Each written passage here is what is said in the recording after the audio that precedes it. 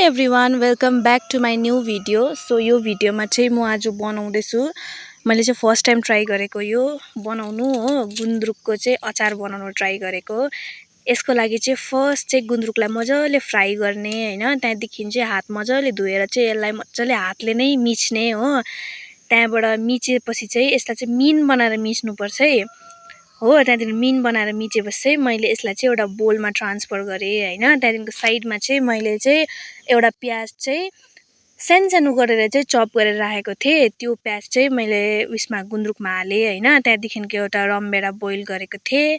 त्यहाँ त्यो रमभेडा चाहिँ डाइरेक्टै गुन्द्रुकमा हालेर चाहिँ हातले नै मिच्ने, हल्का चिल्ली पाउडर पनि हालिदिने हो। अन्त मजाले मिचेपछि चाहिँ त्यसमा हल्का नुन पनि लगाइदिने हो। त्यहाँदेखिको खानतेल पनि हालिदिने हो।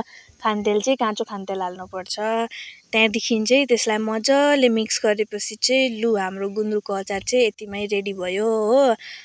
अनि सिम्पल रेसिपी छ। हाम्रो नेपालीहरूले प्रायः खान्छ यो चाहिँ हो। अन्त धेरै मिठो हुँदो रहेछ। त्यहाँबाट झट्टै बनिएपछि चाहिँ यसलाई मजाले खानासँग सर्भ गर्ने हो। हेभी खाना हेभी रुचाउँछ यसले चाहिँ।